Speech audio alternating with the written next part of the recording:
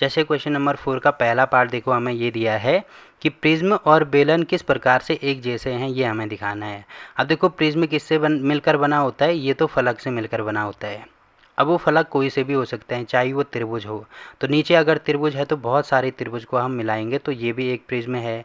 अगर चतुर्भुज भी लेते हैं, ऐसे अगर नीचे फलक पर चतुर्भुज है तो ऊपर भी चतुर्भुज होना चाहिए, तो बहुत सारे चतुर्भुज को हम आपस में मिलाएंगे तो क्या बन जाएगा, एक प्रिज्म बन जाएगा। चाहे पंचभुज हो चाहे षटभुज हो, तो बहुत सारे हम मिलाएंगे तो प्रिज्म बन जाएगा। मतलब ऊपर भी वही होना चाहिए जो नीचे है, तो सेम टू सेम ऊपर और नीचे बराबर होना चाहिए, तो उसको हम प्रिज्म कहेंगे। जबकि बेलन में क्या होता है, देखो बेलन इस प्रकार से होता है, ठीक है। बेलन का एग्जाम्पल आपने पढ़ा होगा, ऐसे बनता है बेलन, ठीक है। ये होता है बेलन। जैसे आपने घर में सिलेंडर देखा होगा ना, तो जैसे सिलेंडर होता है सेम टू सेम वैसे ही बेलन होता है। अब देखो इसमें आपको दिख रहा होगा कि नीचे भी वही चीज़ है जो ऊपर आ रहा है, मतलब बहुत सारे गोले को जब हम आपस में मिलाएंगे, गोले नहीं कह सकते, बहुत सारे वृत्त को जब आपस में मिलाएंगे तो एक बेलन बनेगा। ये चीज़ आपको दिख रही होगी।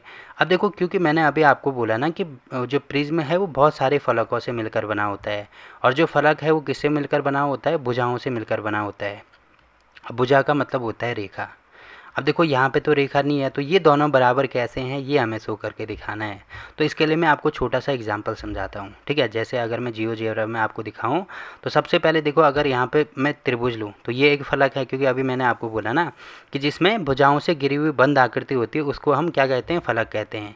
तो ये एक फलक है। वैसे अगर मैं चतुर्भुज बनाऊँ, मतलब अगर मैं एक भुजा और बढ़ाऊँ, जैसे 3 भुजा ली तो त्रिभुज, 4 भुजा ली तो चतुर्भुज, तो ये भी फलक है। 5 भुजा चतुर्भुज, ये भी पंचभुज, ये भी फलक है, ये भी। अब देखो अगर मैं धीरे धीरे करके बहुत सारे भुजाओं को और छोटा छोटा छोटा छोटा करते जाऊँगा, तो आपको दिख रहा है कि अब ये गोल बन रहा है ना, जबकि हैं तो ये सारी भुजाएं ही। तो इतनी सारी भुजाएं मैंने आपस में मिला दी, तो एक टाइम ऐसा आएगा जब ये पूरा गोल हो जाएगा। अब देखो पुराने के ज़माने में जब हमारे पास पाई की वैल्यू नहीं थी ना, देखो आपको ये चीज़ तो पता चल गई ना कि हमने क्या कर दिया, बहुत सारी, मतलब जो भुजा है, यहाँ पे मैं बता देता हूँ, जो भुजा है उसकी आकृति मैंने बिल्कुल इतनी छोटी कर दी कि आपको पता ही नहीं चलेगा, ये ऐसे बन गए, बिल्कुल गोल आकृति बन गई।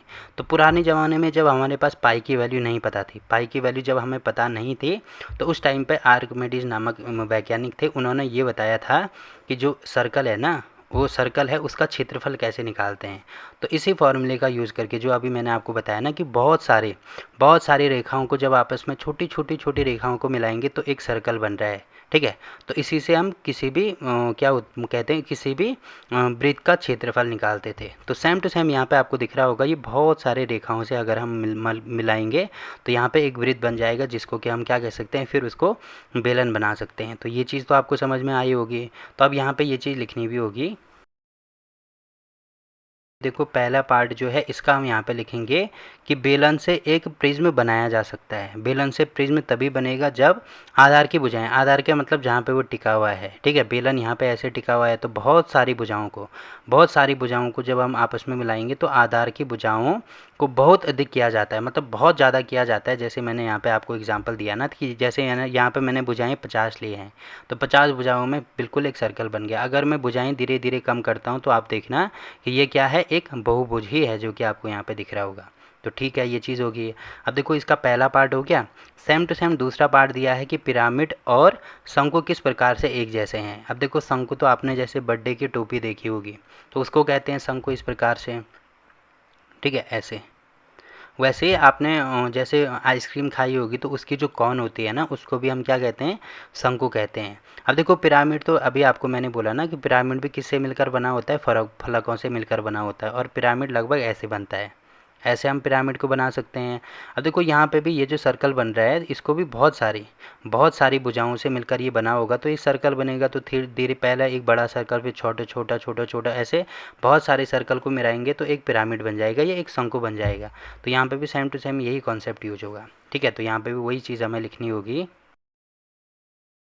तो यहाँ पे दूसरे पार्ट में भी सेम टू सेम वही लिखना होगा हमें कि शंकु से पिरामिड बनाया जा सकता है जब आधार की भुजाओं को बहुत अधिक किया जाता है। तो देखो यहाँ पे क्वेश्चन नंबर 4 भी कंप्लीट हो गया। देखो इसमें दिया है कि क्या एक वर्ग प्रिज्म और एक घन एक ही होते हैं कि नहीं होते हैं। अब देखो वर्ग प्रिज्म का मतलब होता है कि ऐसा प्रिज्म जिसका जो बेस है, जिसका जो आधार है वो किससे मिलकर बना हो, वर्ग से मिलकर बना हो, मतलब जिसकी लंबाई चौड़ाई ऊंचाई बराबर हो। तो बहुत सारे वर्ग को जब हम ऐसे आपस में मिलाएंगे तो इस प्रकार से एक आकृति बनेगी। ये वाली जो आकृति आपको दिख रही है ये किसकी है, एक वर्ग प्रिज्म की है। अब देखो इससे हम घन बना सकते हैं कि नहीं बना सकते हैं। तो घन का मतलब ऐसे होता है कि जिसकी लंबाई चौड़ाई ऊंचाई बराबर हो। अब देखो ज़रूरी तो नहीं है ना कि जो प्रिज्म है वो वर्ग ही बने, ऐसे हो सकता है कि घना बने, मतलब यहाँ पे ऐसे हो सकता है कि ये जो प्रिज्म है उसकी ऊंचाई थोड़ी ज़्यादा हो, जैसे यहाँ पे तो आपको दिख रहा होगा ऊंचाई ज़्यादा हो। अब देखो इससे घन बनाया भी जा सकता है और नहीं भी बनाया जा सकता है, तो इसमें ऐसे लिखेंगे ज़रूरी नहीं है, ठीक है। तो ये चीज़ लिखनी भी होगी यहाँ पे। तो यहाँ पे लिखेंगे यह आवश्यक नहीं है कि वर्ग प्रिज्म घन ही बने, घनाभ भी बन सकता है। क्यों बन सकता है, यहाँ पे अगर मैं एग्जांपल आपको दिखाऊं तो जैसे आपको यहाँ पे दिख रहा होगा, यहाँ पे दिख रहा होगा ये क्या है, एक प्रिज्म है, क्योंकि यहाँ पे आपको दिख रहा होगा नीचे एक वर्ग बन रहा है। वैसे ही धीरे धीरे बहुत सारी वर्ग को मिलाएंगे ऊपर भी वर्ग बन रहा है। अब इसमें अगर लंबाई चौड़ाई ऊंचाई, मतलब ये वाली लंबाई ये वाली चौड़ाई ये वाली, मतलब ये वाली लंबाई ये वाली चौड़ाई और ये वाली जो ऊंचाई है अगर ये बराबर होते हैं तो इसको हम घन प्रिज्म कहेंगे। बट ज़रूरी नहीं है कि हर केस में ये वाला हो। जैसे अगर मैं ऊपर ये वाला एग्जांपल दूं तो यहाँ पर आपको दिख रहा होगा कि लंबाई और चौड़ाई तो बराबर होगी, बट ये वाली ऊंचाई बराबर तो नहीं है ना, तो इसका मतलब यहाँ पे इसको घनाभ भी कह सकते हैं। तो घनाभ भी एक प्रकार का प्रिज्म भी होता है, तो ये चीज़ ज़रूरी नहीं है। देखो घनाभ भी बन सकता है और वो क्या बन सकता है, घन भी बन सकता है, ठीक है। तो ये हमने यहाँ पे एग्जांपल दे दिया। तो देखो यहाँ पे क्वेश्चन नंबर 5 भी कंप्लीट हो गया।